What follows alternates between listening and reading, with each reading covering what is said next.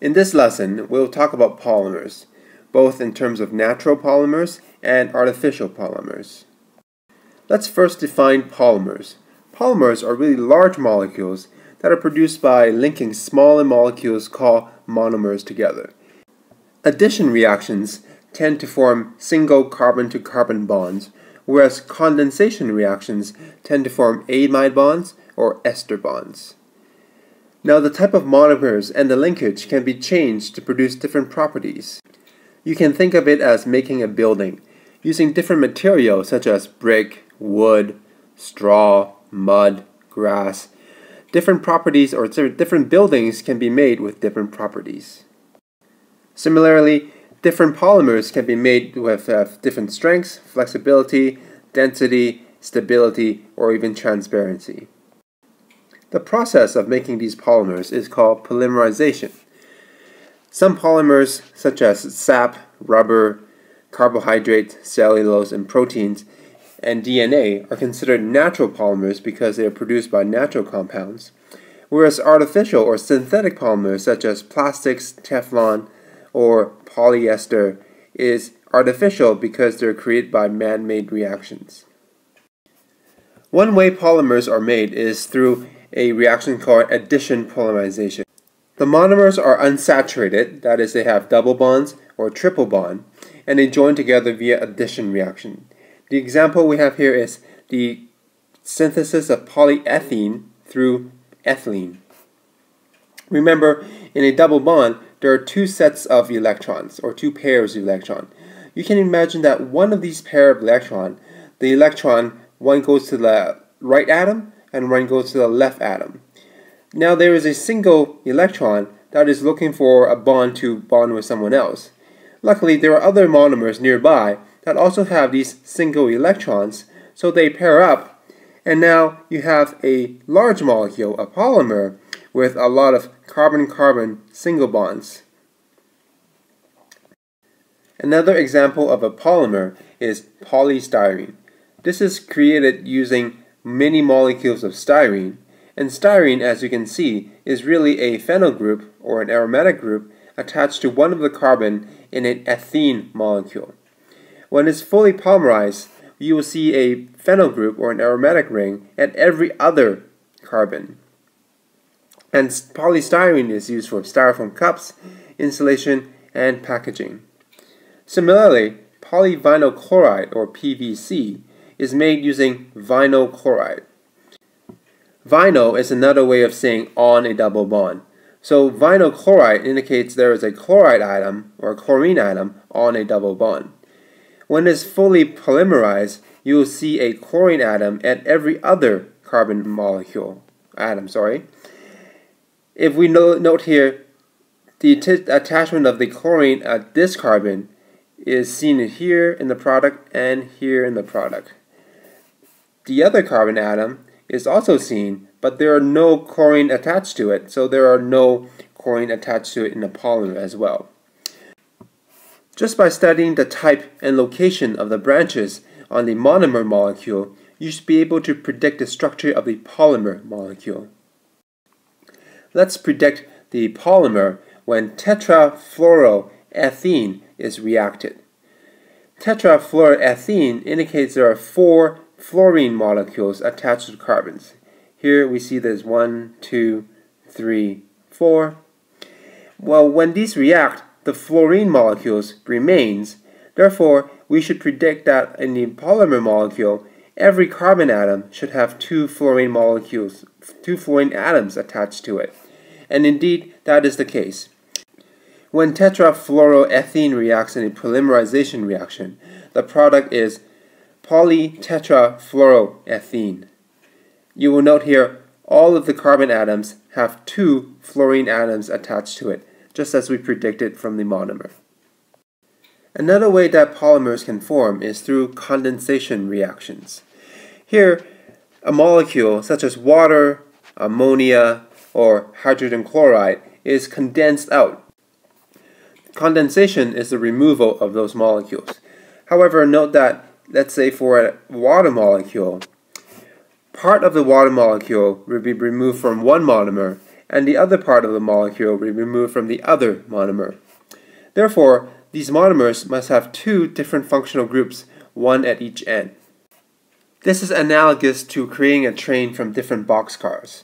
In a boxcar, there is one end of the car that is inserted into another end of another car molecule. Each of these boxcars have two ends. Similarly, each of these monomers in a condensation reaction have to have two functional groups.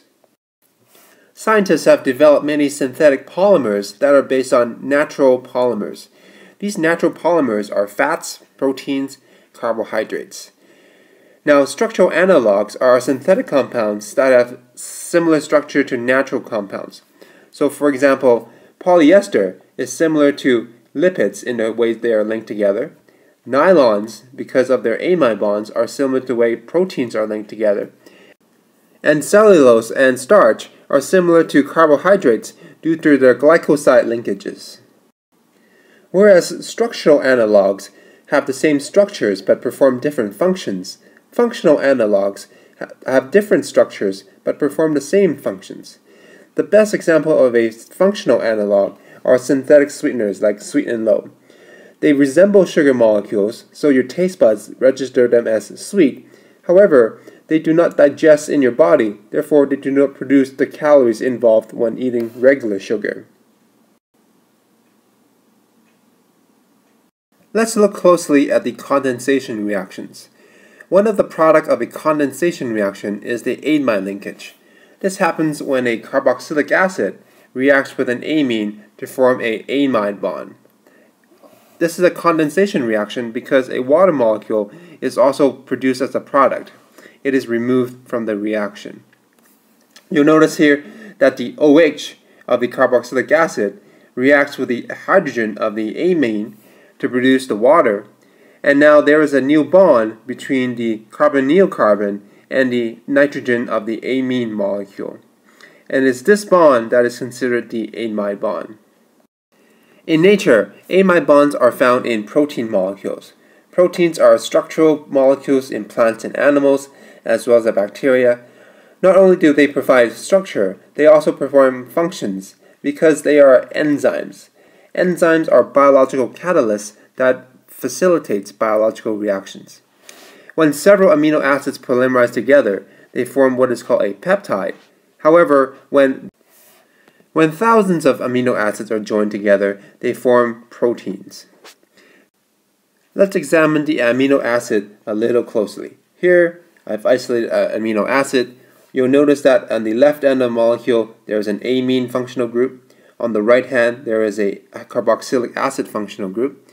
During the polymerization reaction, the OH from the carboxylic acid reacts with one of the hydrogen of a nearby amine molecule to produce water in a condensation reaction.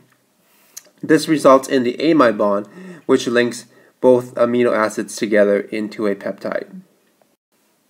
In nature, these two hydrogen are often replaced with other atoms to give different amino acids, which have different chemical and biological properties. In the lab, amide bonds are found in nylon molecules. Here we see an example of a formation of nylon. We have one monomer here, dicarboxylic acid, reacting with a diamine. Unlike amino acids, you will note that here the functional group on both ends of the molecules is similar. Here we have two carboxylic acid at each end, and on the other monomer we have amine molecules, amine functional groups at the end. In the final polymer, you will find that the functional monomers are alternating. Another type of linkage formed from a condensation reaction is the ester linkage. We have already covered this, and remember, an ester is formed when a carboxylic acid reacts with an alcohol to produce an ester and a water molecule.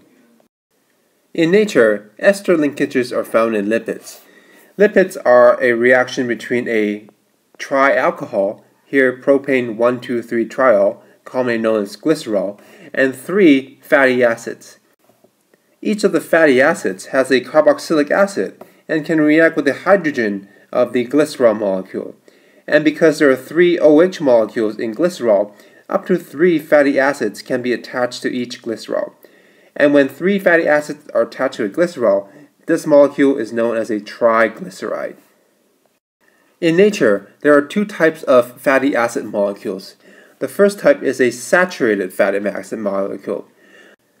Just like saturated hydrocarbons, saturated fatty acids have the maximum number of hydrogen that are bonded. When 3 saturated fatty acids are bonded to a glycerol, they produce what is called a saturated fat. These are generally animal fats, such as lard and butter. And these are usually solids at room temperature. The other type of fatty acids is the unsaturated fatty acid.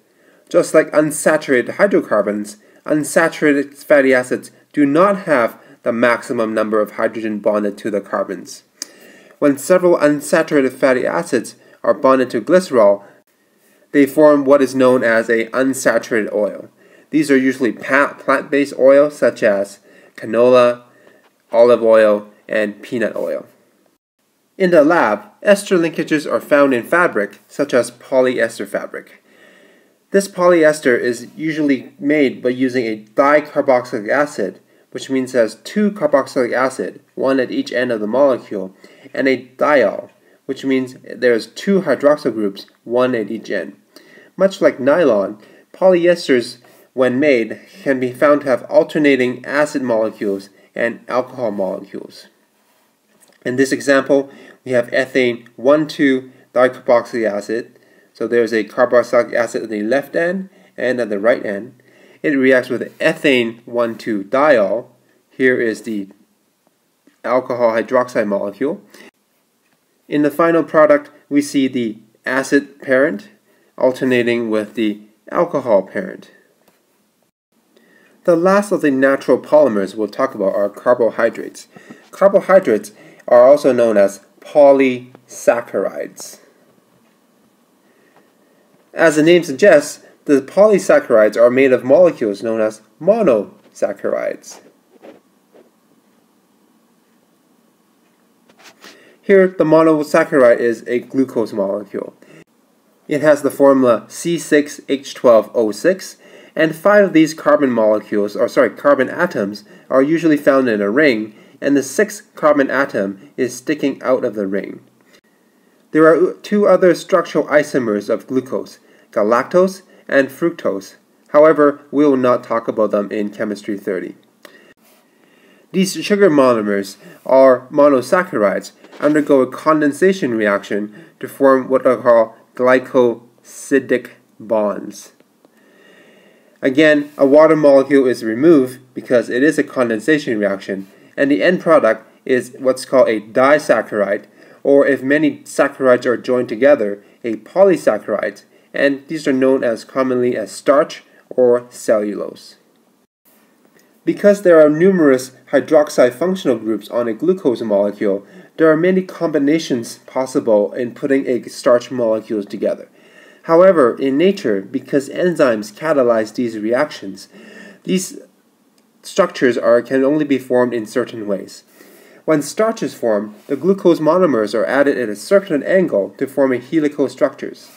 In fact, this bond is so special, this is called an alpha linkage, although you are not required to know this in Chemistry 30. In an alpha linkage, the enzymes in your body can easily digest or break these bonds. Therefore, it is why starch, such as potato starch, can be easily digested in your body. Compared to the helical nature of starch molecules, cellulose molecules are produced in a linear manner. The enzymes that produce cellulose function in a way to produce straight connections. Here, this bond is called a beta linkage. Again, you're not required to know this in Chemistry 30. The beta linkages in the body cannot be broken down by enzymes.